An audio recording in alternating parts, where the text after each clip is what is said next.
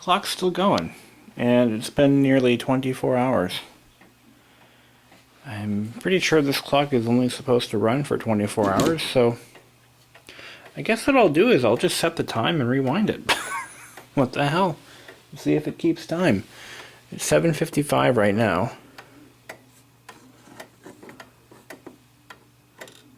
Let's see, I'm not going to bother setting the chime. I don't want that going anyway. But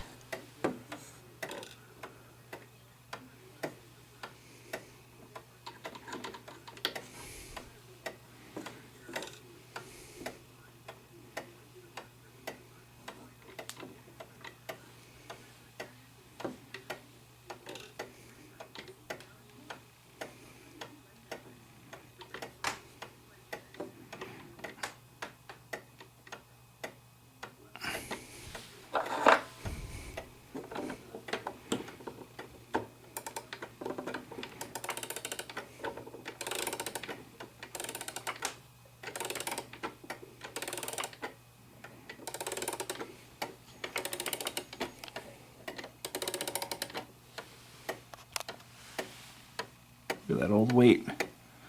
Probably cast in beach sand.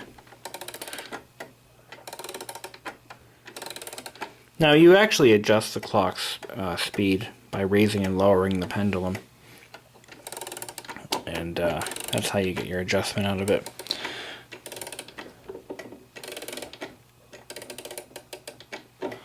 Alright, that should do it right there.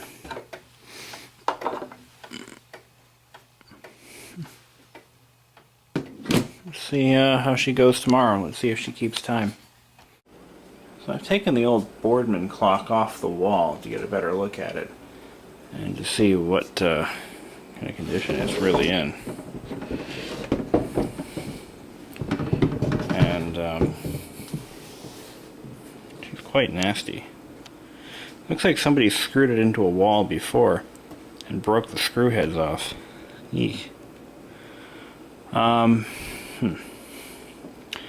These old iron nails holding the, see, these aren't original, I don't think. No, maybe they are. No, they are. They're iron. And, Jesus. This thing is rough. But for being about 160 years old and gone through God knows what, I guess it's par for the course. So let's take the, I'm going to take the mechanism out. I want to take these weights off. I believe they're just hooked on.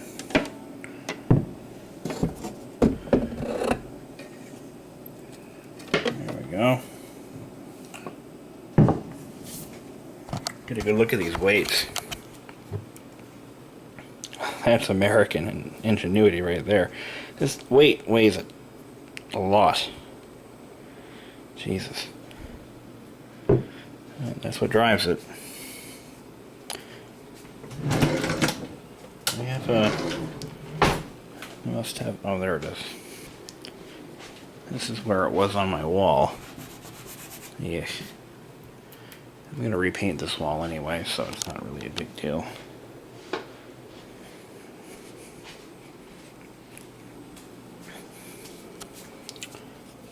we're going to unscrew this old faceplate here, which is pretty much held in by nothing.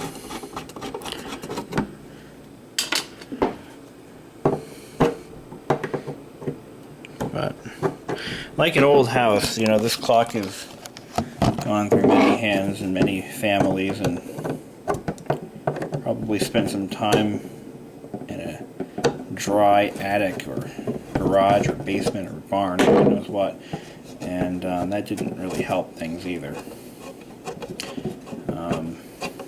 Poor thing is in rough shape. But, and this is a big thing too. The clock may be in rough shape, but it's in original condition. About as original as it gets. Except for this. I actually put this here because there was not enough wood here to screw the faceplate in. And what I did here is I kind of impregnated the wood with glue and I clamped it so that it would, you know, take form. But all that really holds the mechanism in place is this single solitary screw. And,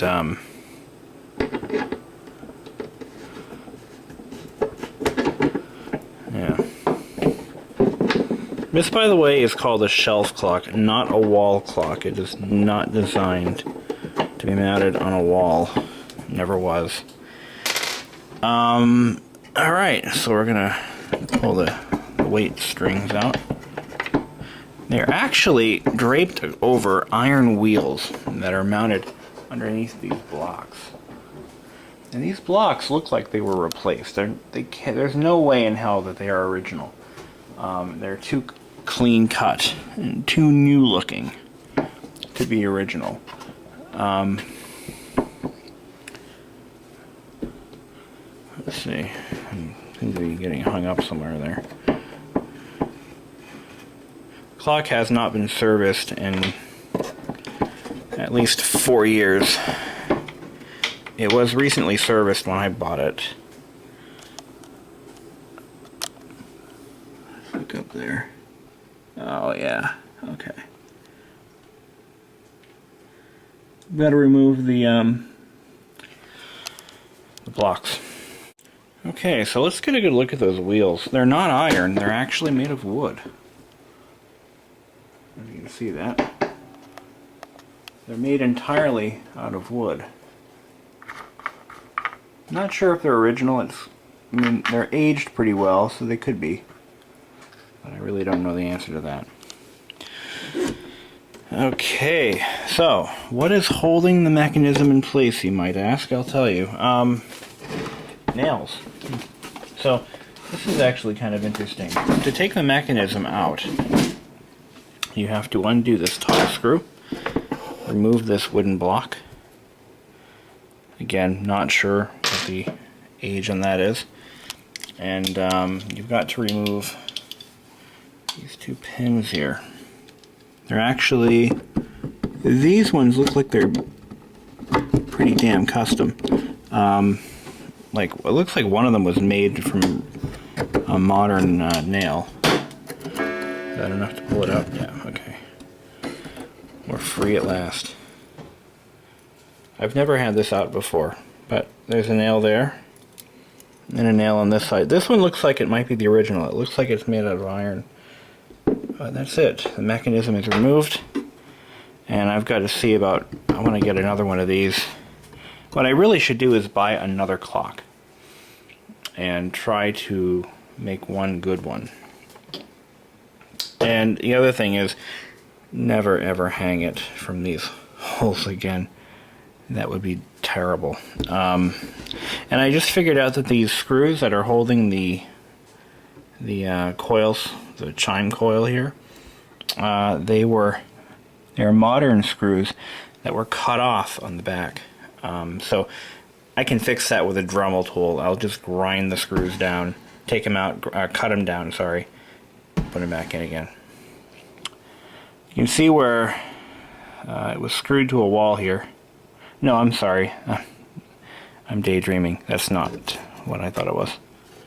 Alright. So yeah, like a spider's nest got in there. And at one point, made a little nest. The sides of the case, on the inside, I thought I saw like a cloth material, but I didn't. Just my imagination. But, yeah.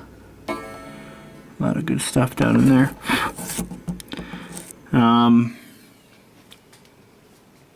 Here's the mechanism that was manufactured just about 160 years ago. I get this awkward pendulum hanger out of here so I can move it around. So here's the clock in all its glory. mechanism. You can see that it's had some tool work done to it. I've never seen it from the back before. I've never had it out. And this is how they did things back then. I'm not sure if this is an original Chauncey Boardman movement or if this was installed at a later date as a replacement. Unfortunately, that may never be known. What we're looking for are some... This thing is impossible to handle here. I'm probably handling it all wrong, but you can see where some of the pivot points, where there's, you know, they're in pretty rough shape. This is quite loose. So what's going to happen is most of these pivot points will have to be drilled out and fitted with bronze or brass bushings. Now this flag here, this is what rotates and actually regulates the speed of the chime. That's what that does. It keeps it from running away from itself. Which is pretty old. I just got finished making a film of my parents' house, which is actually not quite as old as this clock is. If not, maybe around the same age.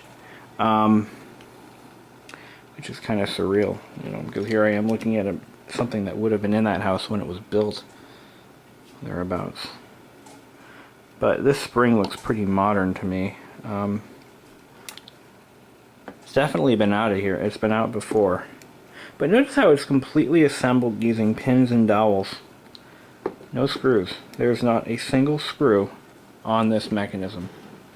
Not one. It's all pins and dowels. Which is quite cool. Pretty easy to put together though. Now the escapement doesn't have too much play. Yeah, a little bit maybe. Where you're probably going to see this green oil, that's clock oil. That's what that is. But look at these pins. Alright, this is definitely vintage. This pin is a square pin, tapered. So it was, this one was one of these has been replaced. Okay. So I have 2 square pins. This is a Victrola needle. I shit you not. This is a Victrola needle. Fucking believable. Yeah, that's what it looks like. No, maybe not. I can't tell. No, it has a pretty sharp tip to it, maybe, but it's not the original dowel that goes in there. Alright, so where you're going to see most of your wear on this clock are the winding pegs, and if you notice, this one, whoa, this one, yowza. So we're going to have to just put some bushings here and here. I can't believe it's being held together with a freaking Victrola pin. But whatever works, right? A Victrola needle. And that's it. That's all there is to it. It's going to have to be completely dismantled and cleaned. Get some bushings where they belong. Straighten out a few things. Find out why the... wow,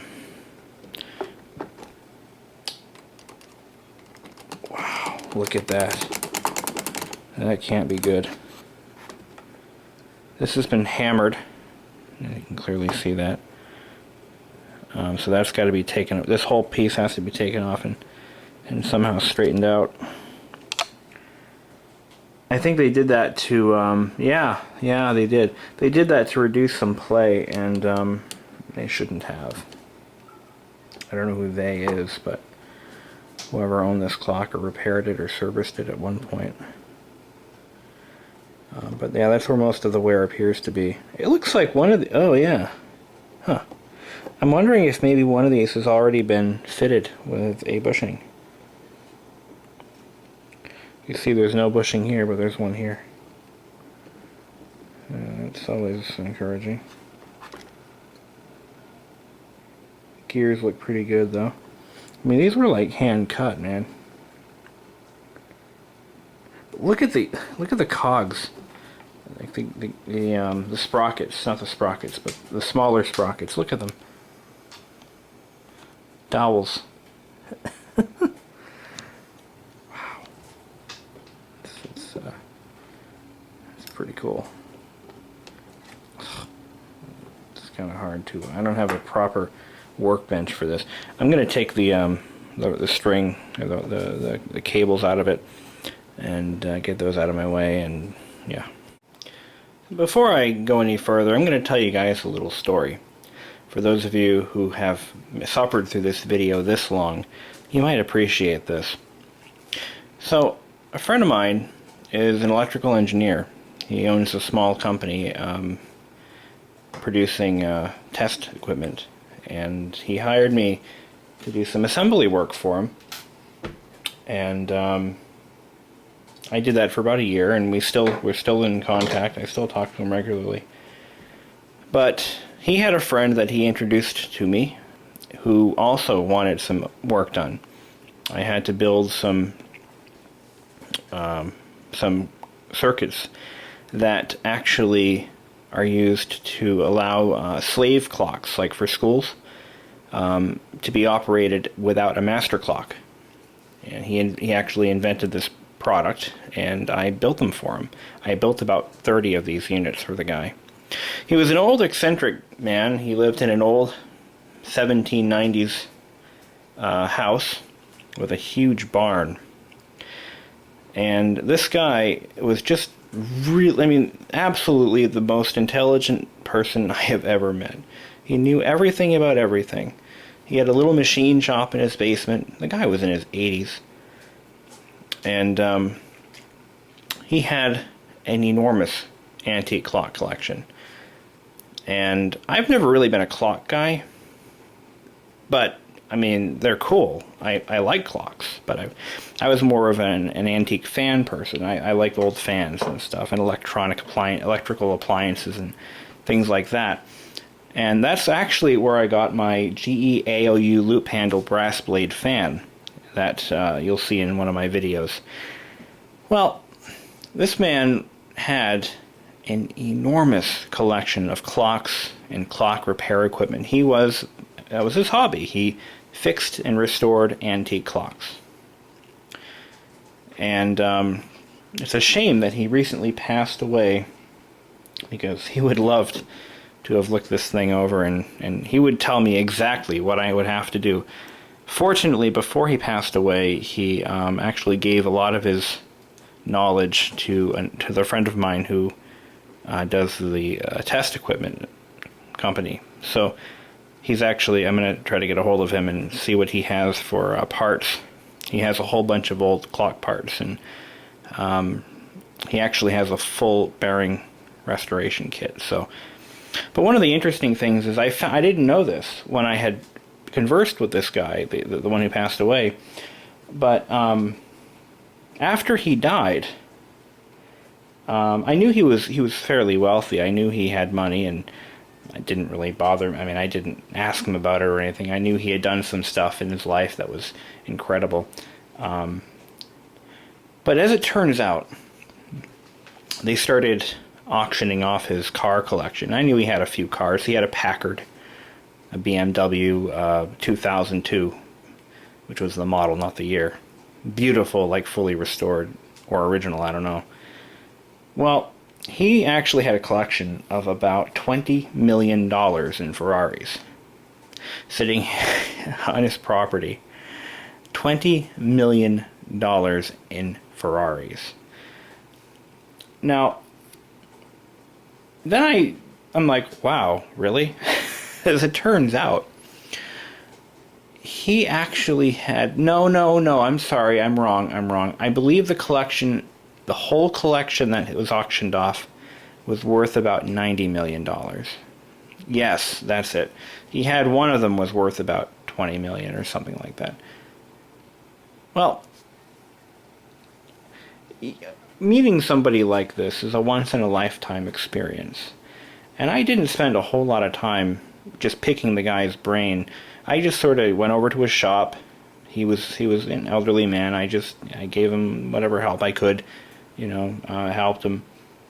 I showed him some stuff. I actually found some flaws in his product, and he actually worked on. I believe he was going to fix the flaws, and then we were going to resume production, but that never happened.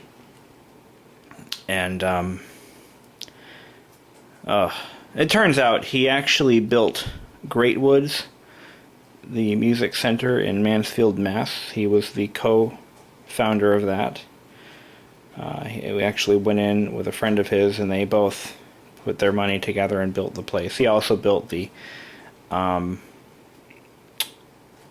the Harbor Lights, which is now the Fleet Bank Pavilion in Boston. He owned a cellular spectrum at some point. He invented the mobile pager. So any of you who have had a pager, you can thank him. He used to write manuals, service books and stuff for television and radio repair. The guy was incredible. If you haven't figured out who he is, I can't tell you. But yeah, just amazing man. And I had the opportunity to meet him. I've seen his shop. He tried selling me a Maytag 2-stroke engine that he had disassembled in the basement of his barn. And I told him, well, I tell you what, I'll work it off. And we never really talked about that since. But he also had an amazing radio collection, antique radios. He also wanted to sell me a 1908 GE toaster. Actually, I was planning on working that one off. I was going to continue working for him. The toaster, by the way, is worth $800. I never got it, unfortunately. We never finished the deal. But he was a down-to-earth, very honest, very down-to-earth, very smart man. And I feel honored to have met him. But he was a huge clock nut, and this is the kind of stuff that he lived for. Not really a passion of mine so much, but you never know.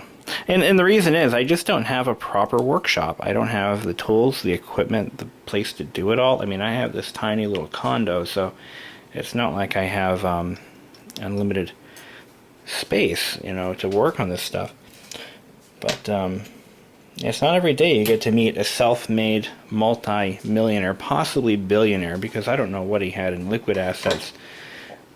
I'm sure he had some money stockpiled somewhere in stocks and bonds and his property. I mean, the guy was insanely wealthy.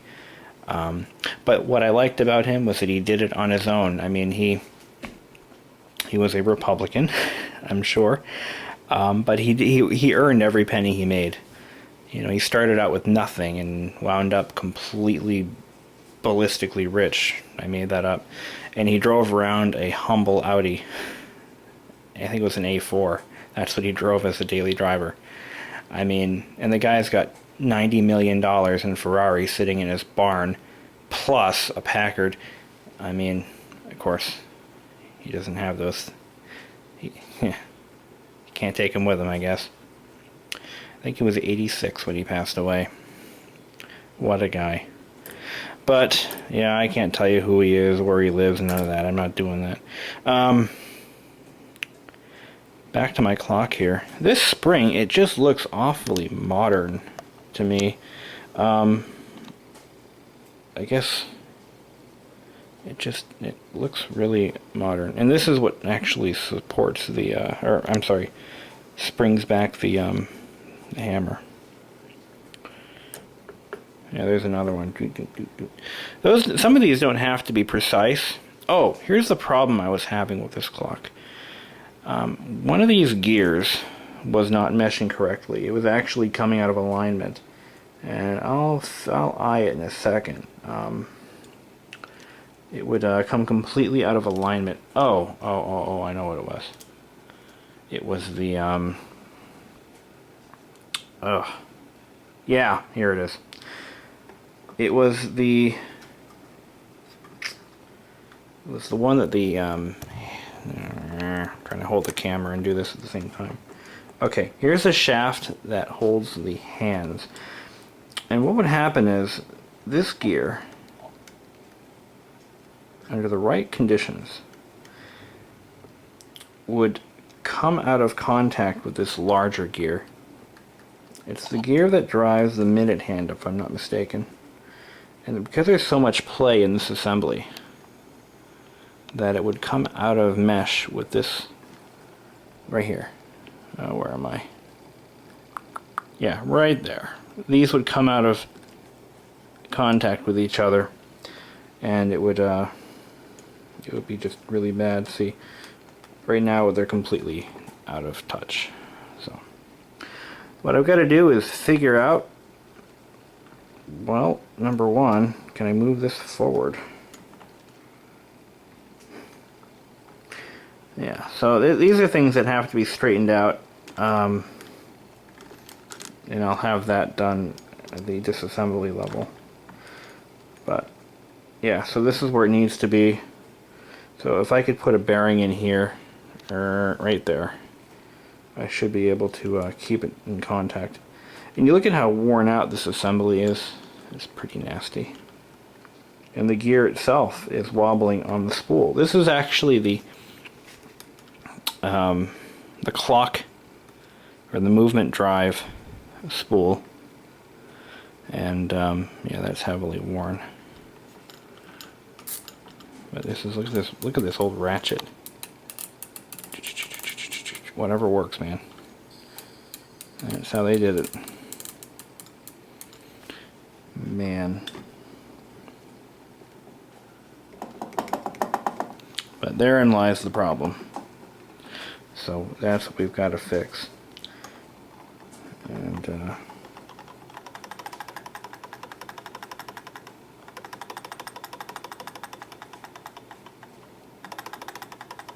cool sound. Yep. Alright, so that's it. I've got my work cut out for me. I'm going to probably put it back on the wall, just to cover the wall, and put the face back on maybe.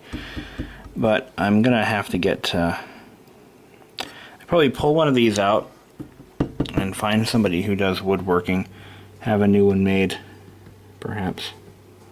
These were cut by hand with like little coping saws.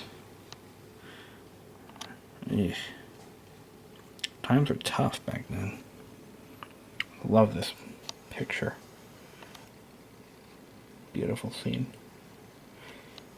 And you know, the thing is, this would never be seen by the human eye. I mean, the only person to ever see this picture would be the guy winding the clock. That's how much effort they put in this stuff back in those days. There we go.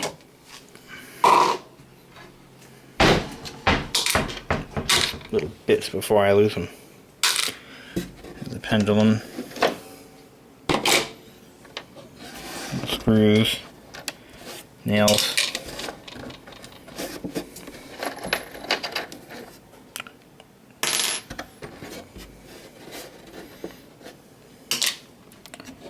Hands. You know, I just don't know what is original and what isn't, and that's what makes this clock more and more interesting, because you can't really know. I mean, there's no way to know, because so many companies, or so many people were building clocks on their own back in those days that, you know, there really was no copyright or patent on it, or maybe there was, I don't know, but people just kind of did what they wanted. I don't know if there was a patent office back then. The clock really isn't patented. I don't see any patents. Oh, psh, what a moron. Right there in block lettering. Idiot. But yeah, the clock is patented. Oh yeah. I had to not lose any parts like these little pieces here. What the hell was this? I don't friggin' know. Oh, that's the piece I cut off the pendulum wire hanger. It doesn't have the original one. It's I believe it's a reproduction, and it's too long. It's not the right one for the clock. So what happened was the pendulum was like hitting the clock case, so I shortened it. Of course, I probably shouldn't have done that. This probably is the original one, and I just committed a sin. But it was just too freaking long. So But that's okay. I can get another one. The good thing about these OG clocks is that the parts are a dime a dozen. I can buy a whole clock for $50 right now. Which I might do, actually. That would not be a bad idea. A lot of them use the same forms and the same basic design. They just copied one another. And it was okay back then. Any more parts in there? I think there's some little pieces and junk left inside. Maybe not. Anyway. Don't lose these pieces.